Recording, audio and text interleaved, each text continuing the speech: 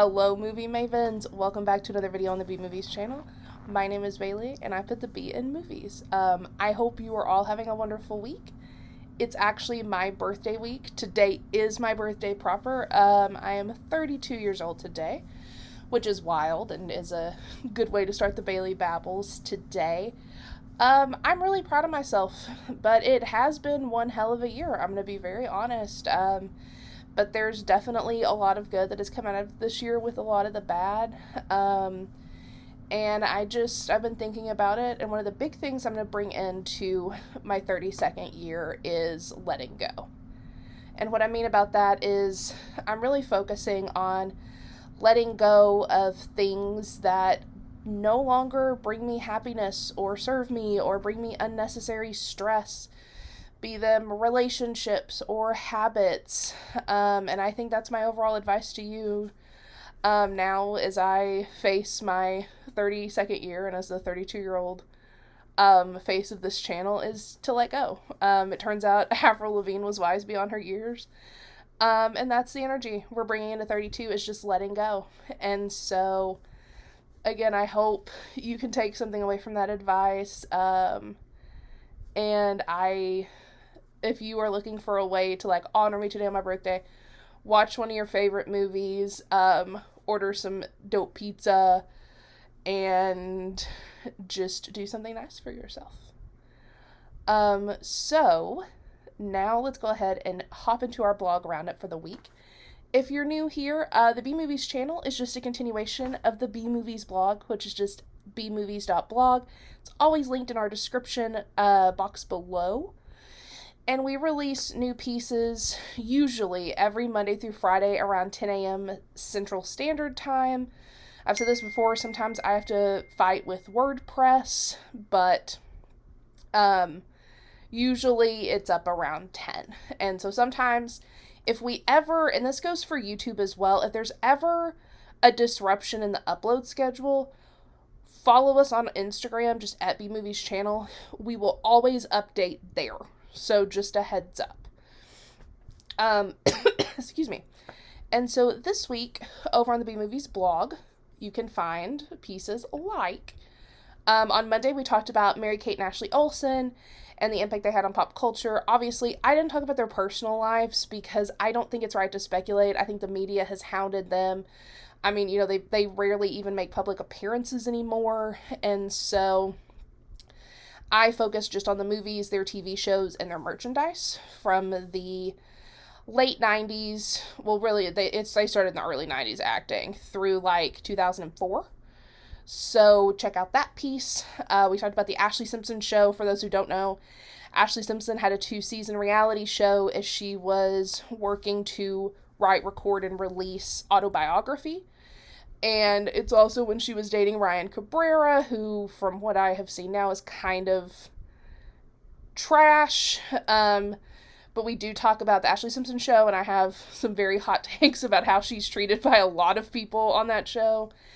On Wednesday, this may be one that's only funny to me, but I made you a guide of whether a movie had Alicia Silverstone or Rachel Blanchard. Obviously, don't endorse a lot of Alicia Silverstone's politics or beliefs. On Thursday, we did a spotlight on Ashley Park. I adore Ashley Park. I think, personally, she's one of the most talented singers/performers around. Her voice is incredible. If you've never heard her sing, oh my god. Just in Emily in Paris, when she does that cover of L'Envie en Rose. Well, I don't know why I said it like that. I don't know why. That was so obnoxious. And it became the number one downloaded song that week because her voice is so incredible. Her range is so incredible. She's just so talented. And then yesterday, in honor of my birthday today, I decided to pick a movie recommendation for you for each year I've been born. So from 1992 through 2024. Woof! I have a different movie recommendation, and I tried to kind of give you some new recommendations instead of going for obvious choices for example, Scream for 1996, The Blair Witch Project for, my bangs are out of control, The Blair Witch Project for 1999. I tried to give you some options as opposed to just giving you the same stuff. That's kind of, honestly, while I fiddle with my bangs, that's kind of how this whole piece came to be, really, because, and this will be our deep dive, so we'll get more into it, but, like, I share a lot of, my bangs are just, okay, they were fine the entire time I was testing, but of course now, they're like, no. So, basically, what happened was, I started writing a piece where it was like 32 of my favorite movies, but I share so many of my favorites with y'all that I wanted to do something different because, you know, like there would have been a couple of surprises on there, but y'all know a lot of my favorite movies, and so I thought this would be more fun. So, just to recap this week over on the B Movies blog, Mary-Kate and Ashley Olsen, The Ashley Simpson Show, Is It Alicia Silverstone or Is It Rachel Blanchard, Spotlight on Ashley Park, and 32 movie recommendations for each year I've been alive. So, next up, let's go ahead and dive into our Bite Size Sunday teaser. Again, if you're new to the channel, Bite Size Sundays are little teeny tiny reviews of content that I want to talk about, but I don't necessarily have enough to say for a full piece. And so those live just on our Instagram, like I said earlier, at bmovies channel. It's also linked below. And you only get the teasers here. It's a perk to subscribing to YouTube. And those Bite Size Sunday teasers usually go out around 8 or 9 a.m. CST. So today's hint is, it may not look like rain, but I'd still have an umbrella handy. And I feel like this may be one of the most straightforward hints I've ever given. So definitely check that out tomorrow over on Instagram. And now that the housekeeping's out of the way, let's go ahead and dive into today's deep dive. So the deep dive, this section's reserved for like us talking more in depth about one of the pieces of the week, or talking about something that is inspired by the pieces of the week. And so I just wanted to go through the 32 movie recommendations for each year I've been alive. So, to kick it off for 1992, Twin Peaks Fire Walk with Me. I love Twin Peaks, big David Lynch fan, and so I thought that kind of would set the tone for everything. For 1993, I chose Needful Things. It's one of my favorite Stephen King adaptations. The cast is incredible. And just that scene with Amanda Plummer, and I can't think of her name, when they're fighting throughout the house is insane. So definitely recommend it, especially because we are so close to fall and spooky season. 1994, Serial Mom. It's my favorite John Waters movie. You really can't beat Serial Mom, man. It's so good. And just her making the crank phone calls, the trial at the end, it's just wonderful. For 1995, I chose Tank Girl. I love Tank Girl. It's probably one of my favorite movies. My mom and I watched it together. We loved Tank Girl. It was something that I grew up watching. I just love it. I finally got to see it on the big screen a few weeks ago at the Draft House. Love it. For 1996, I chose Fargo. I love Fargo. Again, probably one of my favorite, if not my favorite, Coen Brothers movie. It's just a good movie. For 1997, I chose Clock Watchers with Parker Posey and Toni Collette. It's just an incredible cast. It's such a good, like, workplace kind of dramedy, I guess. And it's just one I think that gets overlooked a lot. For 1998, SLC Punk. Matthew Lillard. I saw it for the first time in college. It's just a great movie. And especially, I feel like at college age, especially if you went to like a liberal arts college like I did, perfect timing to watch it. For 1999, I chose Dick. If you've never seen Dick, it's basically a reimagining of the Watergate scandal. It has Kirsten Dunst. It has Michelle Williams. It's so funny. I also very fortunately got to see it on this big screen for the first time this year. Can't recommend it enough. For 2000, I chose Oh Brother, Where Art Thou? I do genuinely love that movie. I think it's a very fun adaptation of The Odyssey. Soundtrack's incredible, and definitely recommend it if you haven't seen it.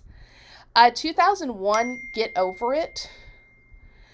If you haven't seen this one, I had not seen it in forever, but I rewatched it when we did the team, like, Shakespearean adaptations piece, and I just fell in love with it watching it later on, and I definitely recommend it. It's usually, you can either usually rent it for cheap, or it's on like one of like Tubi or one of like the free streamers.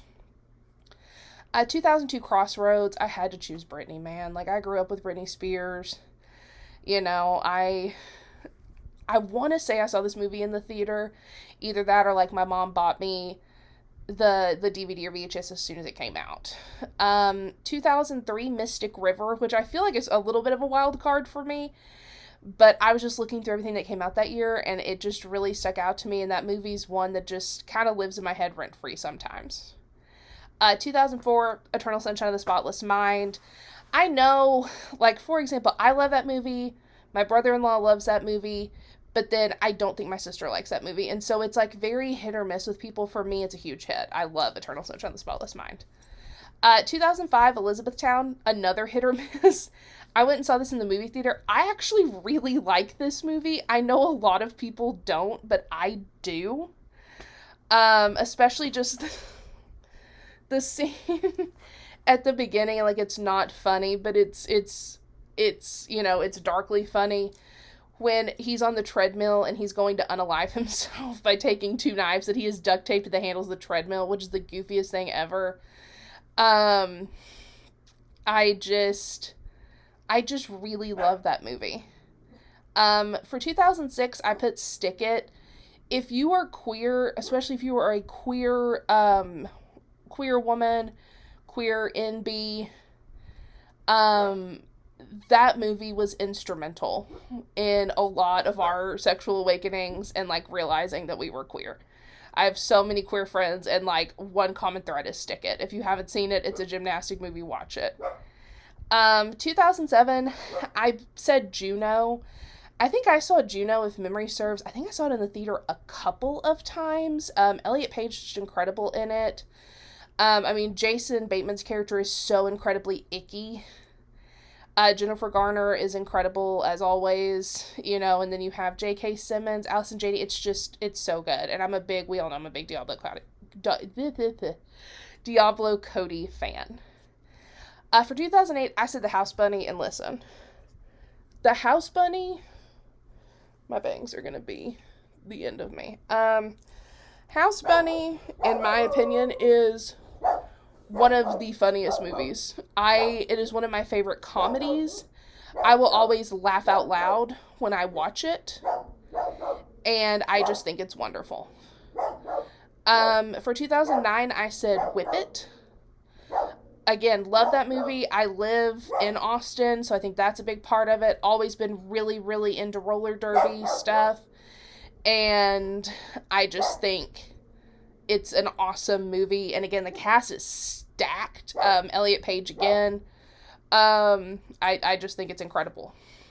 2010, Black Swan. So I went and saw Black Swan in the theater too. Fun fact, I was on pain medication because that's when I almost broke my ankle in 3 different places.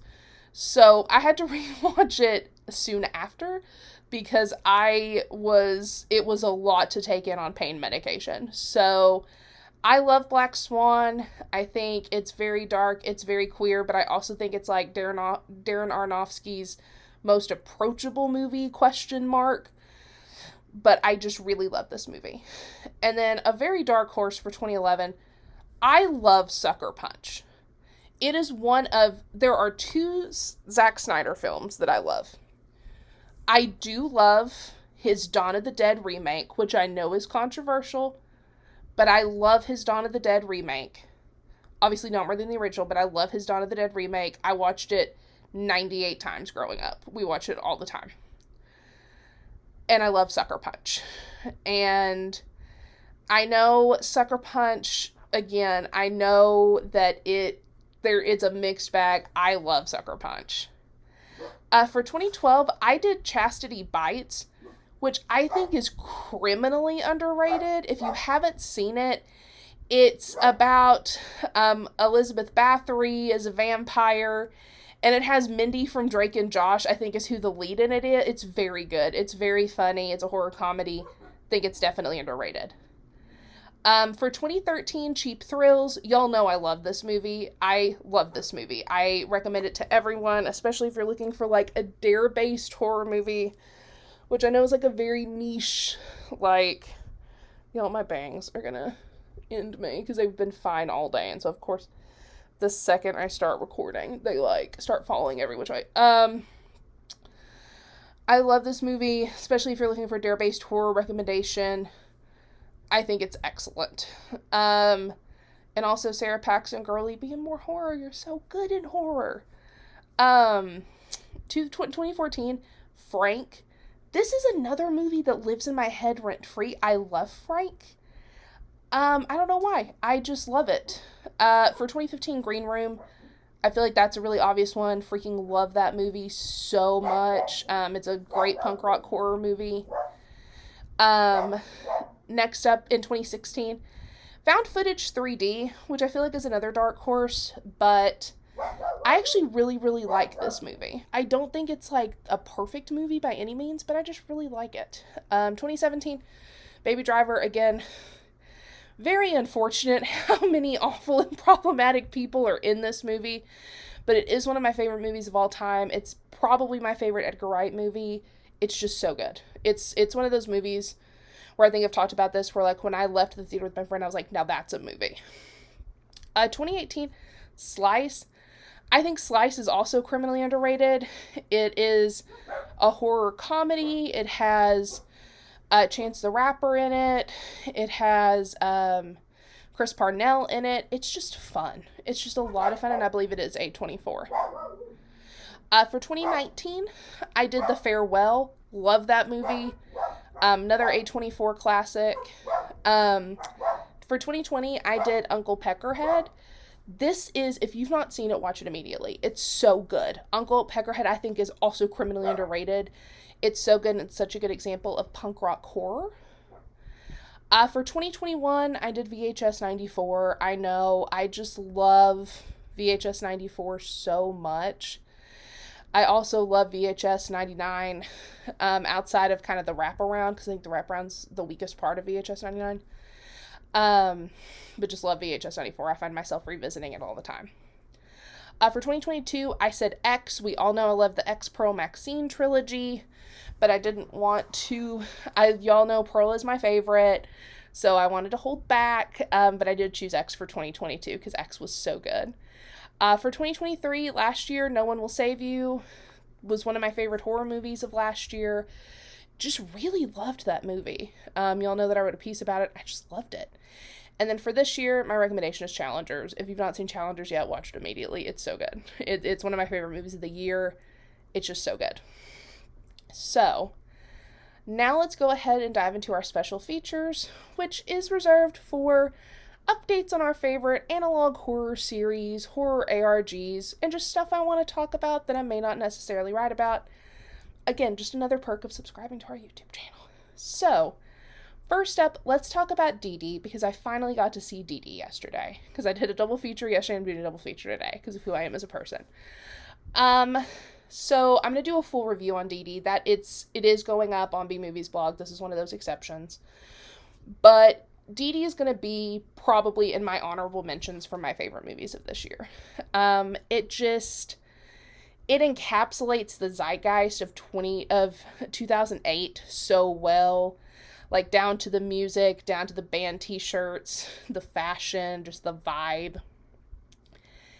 However, my one big complaint, and I feel like if you've seen it, you already know what I'm going to say, there are a lot of gay jokes and the F-slur, which I was in high school in 2008.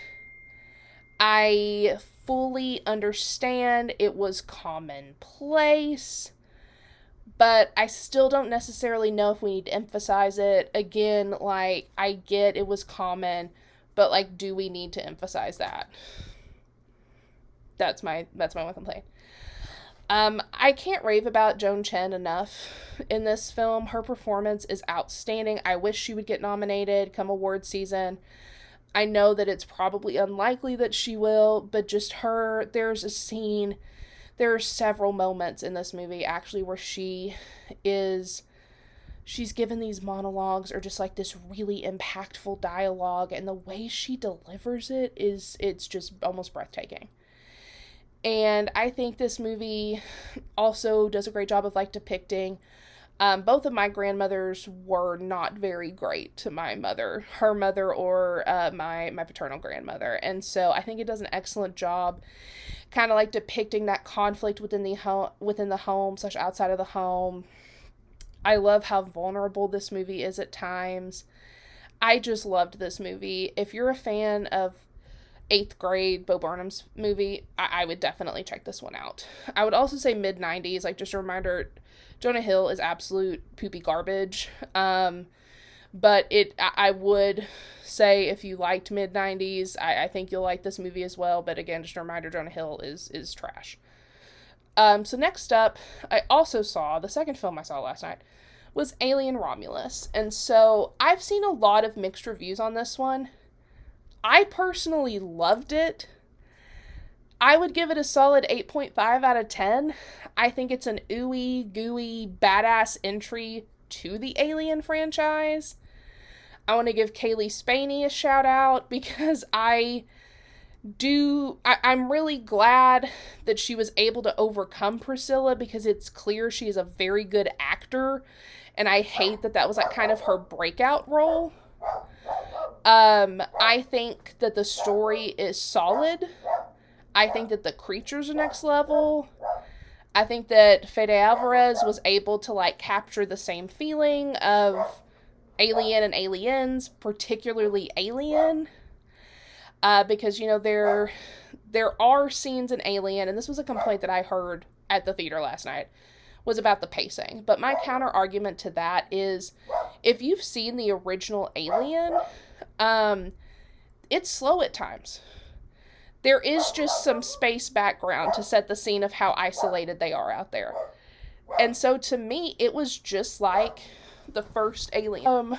Sorry, I think one of my neighbors is like, had some furniture delivered.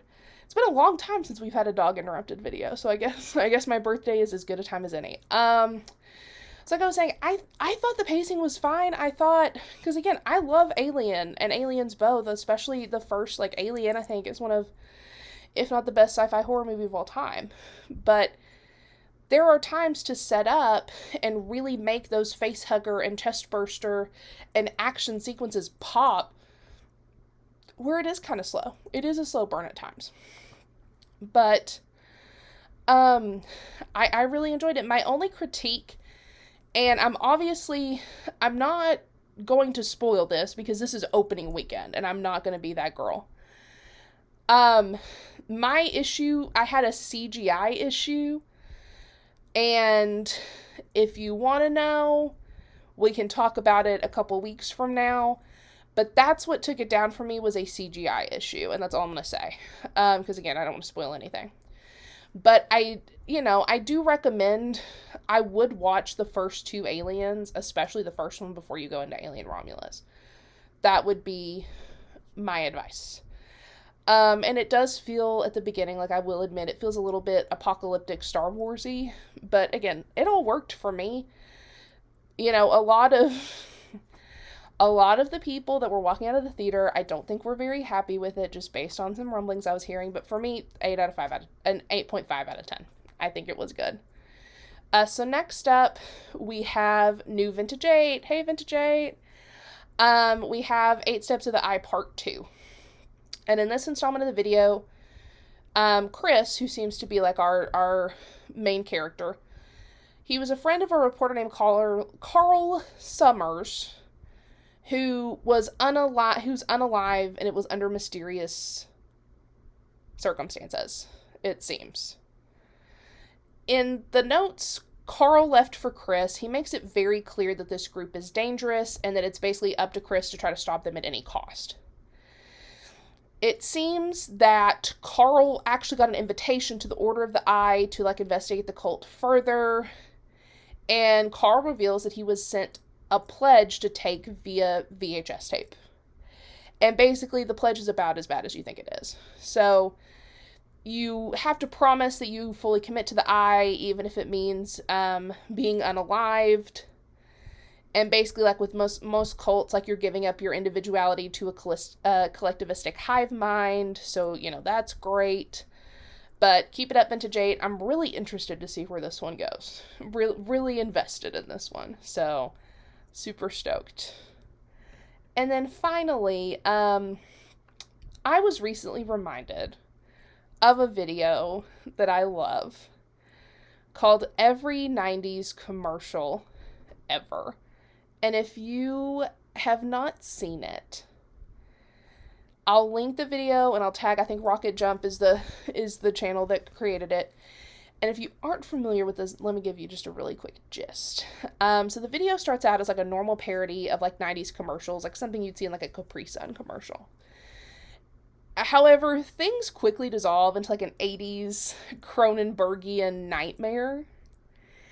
And if you've never seen this, or if it's just been a long time, definitely give this one a rewatch. It holds up. It's very fun. Okay, let me back that up. It's very fun, I say, as a massive horror fan. So just let that be a clue of kind of where this goes. There is a censored version and an uncensored version. I like the censored version below, but it's really easy to find the uncensored version. So now let's go ahead and go to our subtitles, which are just fun little pieces of pop culture news from around the internet. First up, Netflix has officially greenlit a new Ghostbusters animated series, which is exciting.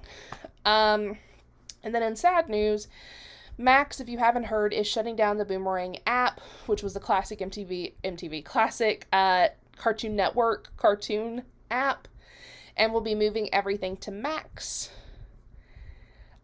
Filming has started on Adam Raymer's Carolina Caroline, which is being described as like a deadly love story. And it will star Samara Weaving, which anything she's in, I'll watch. She's great. Civil War and I Saw the TV Glow are both headed to Max next month. If you don't know, very much loved both of these movies. Definitely loved I Saw the TV Glow a lot. And so definitely check those out if you can. James Wan's new series, Teacup, has officially released its first teaser trailer. That will be on Peacock in October. Christine Baranski has teased Mamma Mia 3, which we know I will be seated for if it happens. In sad news, RIP to Gina Rollins. She was a powerhouse of an actor, and definitely sending all the good vibes to her family and her loved ones. Matthew Lillard has allegedly claimed that FNAF 2 will be out next December 5th, so December 5th of 2025. Paramount has officially announced a sequel to Alligator Anarchy flick Crawl, which is wild. I actually really liked Crawl. If you haven't seen it, it's a fun one. Stop the Killer has announced a novelization of the original Black Christmas, Bob Clark's Black Christmas, if you don't know, which just, here's your annual reminder that Bob Clark also directed A Christmas Story, which is very funny to me and will never not be. He also directed Porky's, which is, anyway, which aged like milk, but it's fine. The studio that brought us Evil Dead the game has 2 new Halloween-based games in development. And then finally, the first teaser for a Ryan Murphy-produced Grotisserie. I feel like I never feel like I'm saying that right, so if it's not right, just where you know what I'm talking about. Has been released, and I actually have high hopes for this one, so let's see if Ryan's 6 episodes Murphy lets me down yet again, because from the trailer it actually looks really good. I've been intrigued since the audio teaser was released. And I love Niecy Nash. So I've loved her since, if y'all remember Clean House, I think that's what it was called. It was one of those reality shows where they would come in and just fully clean your house and do an overhaul. So yeah, that will do us for my birthday video. So be sure to follow us over on Instagram, just at bmovies channel, same as our YouTube. Feel free to follow me. I'm just at Lisa_Frankenstein_. Feel free to follow Elliot, reading.with.red. Subscribe if you're not subscribed. It's free. Give us a like if you feel so inclined, and leave a comment if you're feeling frisky. So I guess happy birthday to me, and all that's left to do is fade to black.